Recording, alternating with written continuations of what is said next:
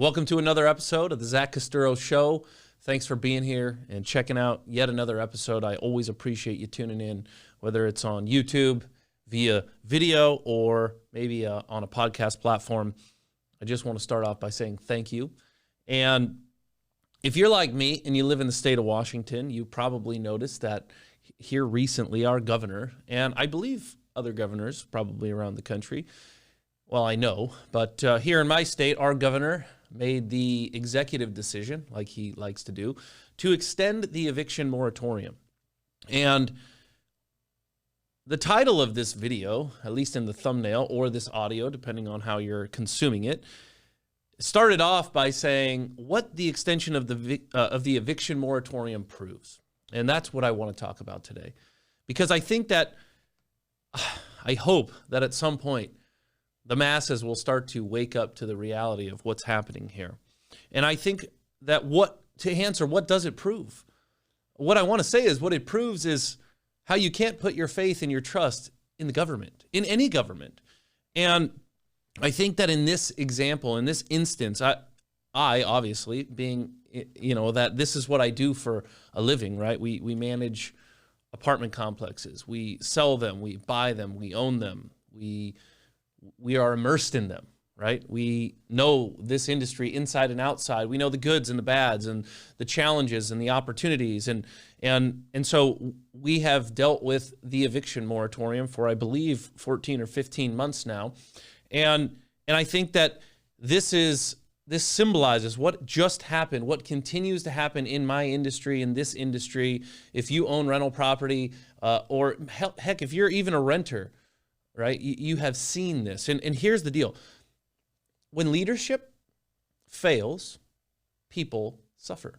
And in instances like this, it's not just one set of people like they want us to believe, right? They say those greedy, dirty, horrible people that are landlords, we're going to stick it to them. Or these poor tenants and we want to help them. And are there instances on both sides of that aisle where that narrative is true? Sure.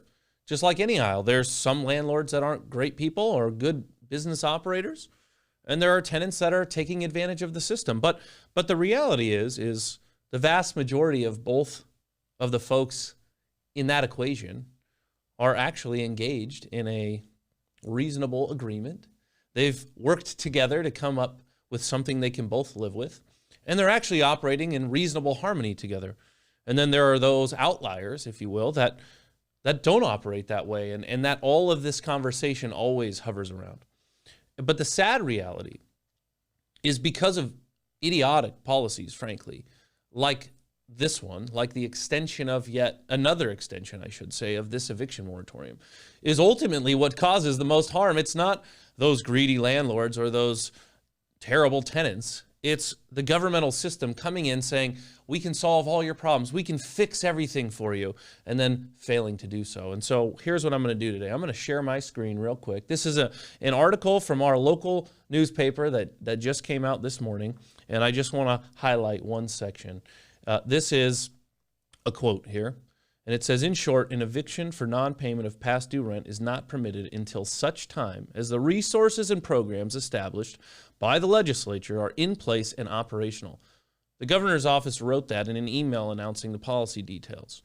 So when you go on and you read the proclamation or you read what our governor said, basically what he said is, hey, we have to put a bridge in place because there's all this funding that has come out, that's been issued to the state of Washington and then passed along to counties and cities and then contracted out with, I think, mostly nonprofits to administer those funds. All this money's been sort of earmarked and provided in order to get it into the hands of tenants who are late on their rent so that they in turn can get it in the hands of the landlords, all to stave off a mass, as they call it, a mass eviction wave. And yet, almost none of the funds have been distributed, right? In my local county, we got some $20 million of funds, and less than $5 million, actually less than $4.5 million have been distributed. Now, we've had this money for some time. But if you read the governor's proclamation, it's not actually just about getting the money into the hands of tenants and landlords and the delay therein, but it's also about, well, there's this mediation that's been created. So part of the process in the state of Washington is if you have late paying tenants and you need to get them out because they're just not paying you, once the eviction moratorium is lifted, well, the process is different. It used to be that you would serve a notice, you would go through the court proceedings, and they would be gone. Well, now you have to offer them a reasonable payment plan, which, by the way, we've been doing for 15 months. And then you have to basically submit to some form of mediation or arbitration where you try and come up and have a third-party mediator mediate something to essentially avoid an eviction proceeding. The courts are backed up. They're going to be backed up for who the heck knows how long, probably years. And so I think the government is trying to do two things. The first thing is they're trying to avoid hammering their courts even more because the courts already can't handle what they've got in backlog. And two, they're trying to do what they think is a nice thing and say, hey, we'll bring in some third party that's sort of outside of the court system, the normal court system, and see if we can help these folks come to an agreement. The reason I share all that is because, guys, the government comes out and they say, hey, if you're a tenant and you're past due on your rent, we are going to solve this problem. We are going to keep you housed. We are going to make sure that you have everything you need to not get evicted. And then to the landlord, they say, hey, and we're going to make sure that that money gets in your pocket so that you can continue to pay those property taxes that we keep raising and pay those utility bills that keep going up and pay those payroll costs because we want people to make more money and they keep going up. And so it's this big, sweet picture. You know, that's what the government does constantly now. It's all about, hey, we can fix all your problems. You got a problem, we'll fix it. Well, folks, here's the deal. 15 months. That's how long this has been going on. 15 months they've had to prepare. And guess what? All those mediation things, all those systems are already in place. People have already been using those.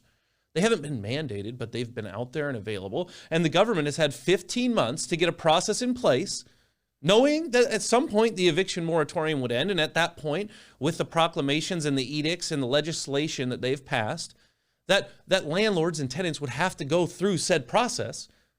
And guess what? They failed. There's no scalability. Obviously, that's why they had to extend the moratorium, because they can't actually handle the amount of people that are going to have to go through that process. And so they say, well, guess what? We're not ready.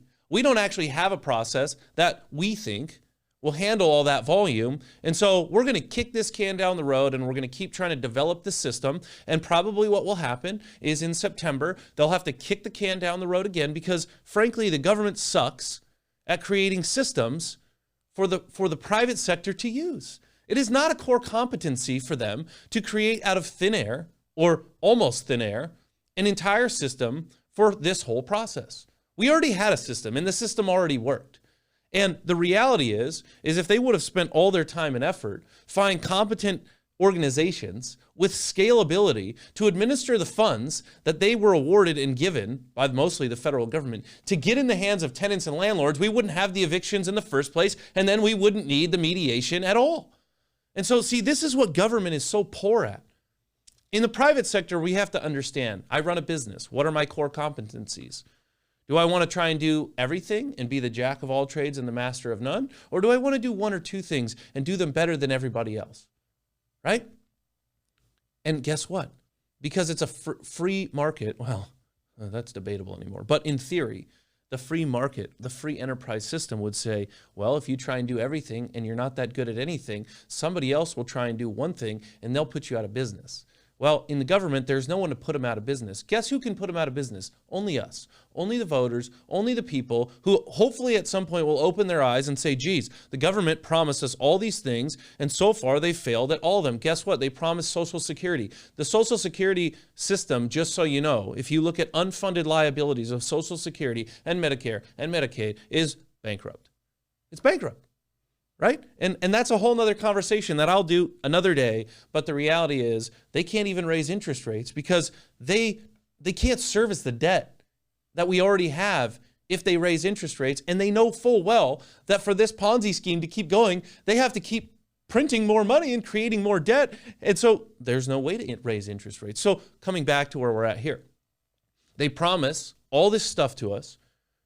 And then the reality is they can't even get the money that was earmarked to keep this whole disaster from happening in the first place out to the hands of the people. And here's what I'm going to say. There was a bill in the Washington state legislature that was passed. And my understanding is at one point, that bill said that, hey, I believe it was the Republican Party came in and said, we want to allow the landlords to apply for the rental assistance funds directly on behalf of their tenants so that their tenants do not have to be involved.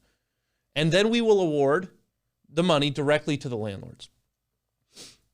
And they struck that down. And I'm like, I mean, folks, this is just an example of how dumb the system is. Like, think about this. Let's say that there's 10,000, just hypothetically, 10,000 people. Actually, I think this article says it. I think it says 200,000 renters are behind in the U.S. according to, that's countrywide, 200,000 tenants behind.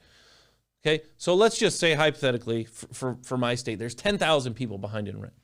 And let's say now we have a program where all 10,000 have to come and apply for rental assistance. That's a pain in the butt. To administer money to 10,000 people out of a system that didn't exist, even though they had 15 months to create it, is a very difficult process. But out of those 10,000, let's say that they only have 3,000 landlords. And let's say those landlords could have come and asked for that money directly on behalf of their tenants without their tenants' involvement.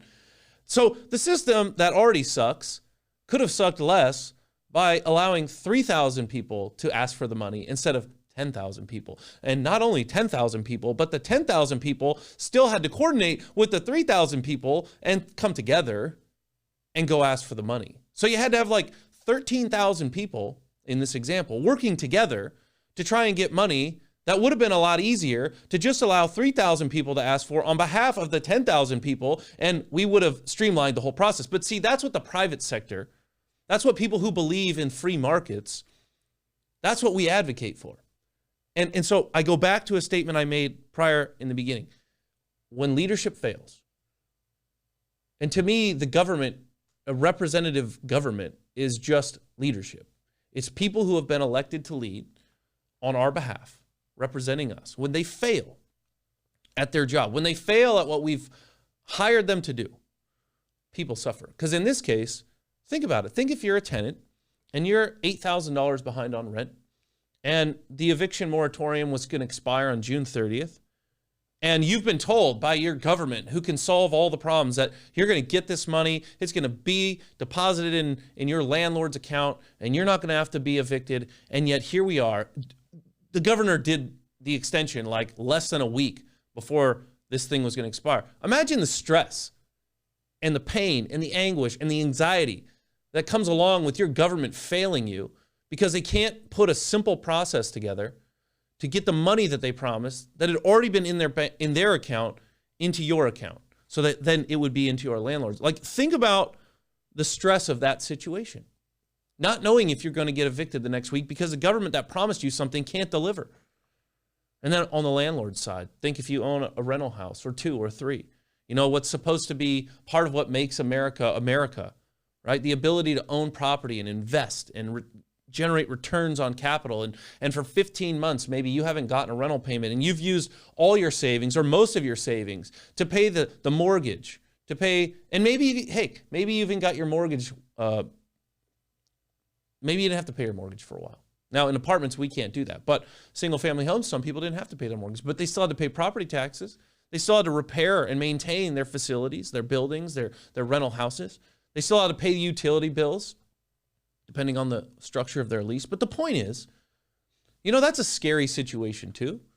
You might have worked your whole life to buy and to own 3 rental houses to generate some extra income in retirement, so you weren't totally reliant on the Social Security system that is just like every other governmental system. And yet here you are looking down the barrel of possibly losing those houses because of something that you didn't do, no fault of your own. So now you're in a lurch and your tenants are in a lurch and the government's promising them to solve the problem and promising you to solve the problem, and they can't solve either. And then the governor comes out and he kicks the can down the road and says, hey, per this article, you can't evict anybody until such a time. Well, what the heck does that mean? as the resources and programs established by the legislature are in place and operational. Folks, why would it take more than 15 months to get those in place and operational? Well, it doesn't. And here's the reality. They're already in place. They're just not operational. Well, actually, they are operational, but they're not very efficiently operational. And you know who pays the price of that? Not the government, not the people that we elected, us. When are we going to wake up and realize, you know, the government, their core competency is certainly not administering rental funds. Sorry, it's not. It's certainly not creating systems of mediation for the private sector to utilize to mediate disputes. It's not a core competency. And that's the problem here. The problem is our government, both locally and nationally, continues to say, hey, we want to do more stuff. We want to take on more responsibility. We want to expand the services that we offer. And they already stink at the services they already offer primarily. Like, why don't they just keep focusing on keeping the main thing, which means do a few things very well, not a million things terribly. And we continue to see them do more and more and take on more and more when they already can't handle what they're already trying to do. When leadership fails, people suffer. And in this instance, tenants are suffering and landlords are suffering, and the government isn't solving the problem.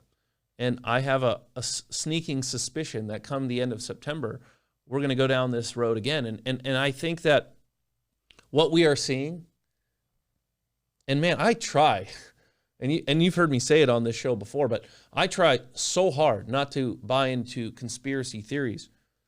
But when you look at the assault on private property rights in the western states, in Oregon, in Washington, in California, to some degree in Nevada, it's hard not to buy into it, because the reality is what we are seeing an assault on property rights. And property rights is one of the rights that made America what it was. It's one of the things that was unique about America, this idea that anybody could have the right to property, not just physical property, intellectual property, intangible property like stuff you could hold and own, or stuff that was in your mind or came out of your mouth. It's one of the things that made America unique. And today, folks, the assault on private property specifically, and intellectual property as it relates to free speech, but the private property assault is mind-boggling. It's mind-boggling. I mean, a lot of people don't know this, but with the whole climate change situation and in the legislation that has come out about what you're going to have to do to your house if you want to do a remodel, or if you want to sell it, or what you're going to have to do to your commercial building to make sure that you're not emitting excess carbon compared to the average of all your neighbors. What is already legislated that people do not realize, the vast majority of normal, logical people don't realize, is an assault on your ability to own private property, to keep private property. You and I, people think that we own all this property. We don't own anything, because you could pay your mortgage off and you're going to pay those property taxes in perpetuity. And if you want to do anything on your property, you have to go get your government's permission. You don't own it. I don't own it. They own it. And they are imposing their will more than we have ever seen, especially in these areas. And they're using climate change as an excuse, and they're using the whole pandemic situation that we've just gone through as an excuse. And it's just like when 9/11 happened. They used that situation to create the largest breach of our rights as private citizens through the Patriot Act that we had at the time ever seen. And it hasn't gone away. And as a matter of fact, it continues to expand. And here they're doing the same thing. They say never let a crisis go to waste. Well, these two, alleged climate change, which we can talk about later, and in terms of how you fix it and the breadth of it. I'm not saying the climate isn't changing, just saying that people have differing opinions on how you handle it.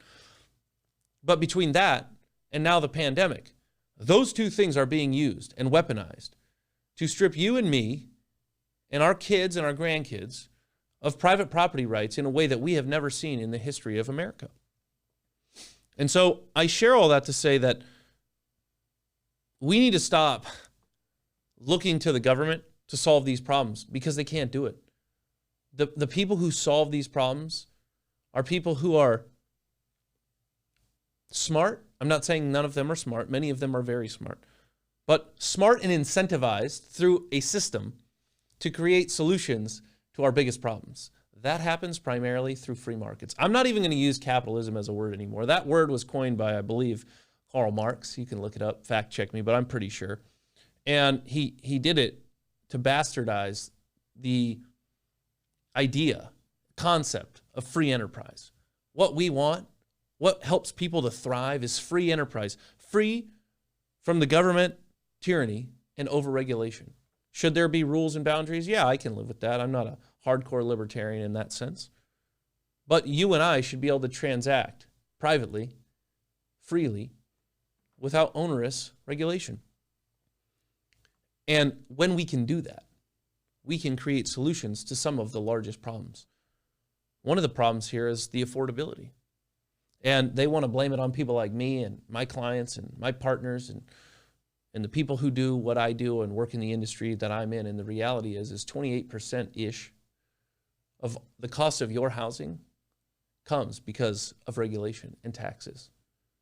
And so the reality is when the government is smaller, we have a greater ability to thrive and create solutions to challenging problems. Guess what?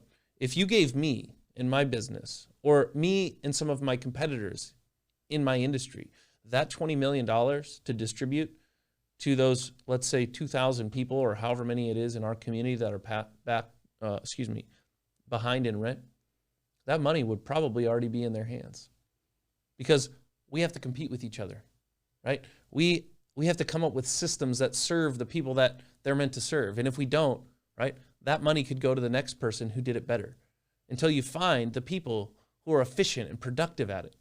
And you weed out the people who aren't. That's how free enterprise works. Well, when the government has a monopoly, we talk about how bad monopolies are in the private sector, and yet we're willing to just continue to allow our government's monopoly to get bigger and bigger and bigger and bigger and expect nothing bad to happen. Guess what? If they're not coming for you yet, they will. Right? If you're a renter and you think, yes, let's do the climate change initiatives and let's stick it to the landlords and let's do all this, well, that will affect you. It will, I promise. And it won't affect you in a good way. It won't make your housing cheaper. It won't make it safer. It won't make it nicer. It will make it worse. What we need is the government to get out of the way. So if you're watching this and you're in a state and you're a landlord or you're a tenant that thinks this is crazy, I would encourage you to reach out to your elected officials, to reach out, to call them, to email them, to send public comment through the website links that they have, to contact the governor's office, and to just say, hey, enough is enough. These systems are already in place. They're already operational. Let's stop kicking the can down the road. And you know what? Yeah, they might be overwhelmed and overrun a little bit. But you know what? They'll have to figure it out. That's part of, it's like if you never make your muscles burn when you work out, do you think they get any bigger? No. You want to be in better shape? Well, you have to go through some pain. You want to come up with a system that works? You have to use it. You have to test it. You have to put it to the test. And just kicking the can down the road in perpetuity won't do that.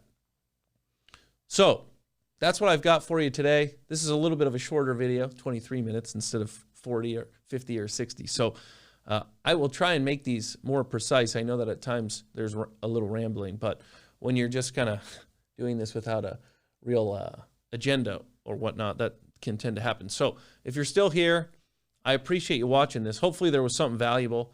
And if you found value in this, I would just ask that you share it. I know sometimes that's challenging to do because there are some external ramifications to that. People will see where you stand. They might think different of you. They might say things to you. But here's the deal. I think that just like me shooting these videos, if we want to change anything, that's what it's going to take. And maybe, like I said last time, maybe you're not the one that wants to shoot the videos or make the audio, and that's fine. But what we need reasonable, logical people. I think like 70% of us in America agree on a lot of things, but we're letting the 15% of Americans on either polar end dictate how we live our lives. We need the 70% of us who actually could negotiate a reasonable deal together to start speaking up, to start standing up, and to do it peacefully and respectfully, but to do it in large numbers. Because if we do that, and when we do that, we will start to change the tide. At least that's what I believe. I think right now there's a lot of, and I find myself having to really struggle with this, there's a lot of negativity out there. It's lost, can't come back, it's broken. But as I've said many times, I think in the end, good ideas win. Sometimes you have to hit true rock bottom, and a lot of bad things have to happen in order for good ideas to win. But you know who can stop that from happening? People like us who are willing to stand up, willing to say something. And so I would say, if that's you, if you're on that team, share it. Bring it up at dinner, whatever it might be, because that's what we need. I'm going to keep shooting these videos. I'm trying to make them more frequent, and I'll get there. But I do appreciate your support. I appreciate you listening to this. If you liked it, if you found something valuable and useful, please leave a comment. Please share it. If you're somewhere where you can rate it, please give it a good rating. And hopefully that will mean to the algorithms that are in control of our world that they should share it and they should make it more visible. So anyway, hope you have a great rest of your week. Thanks for checking out another episode, and I'll see you soon.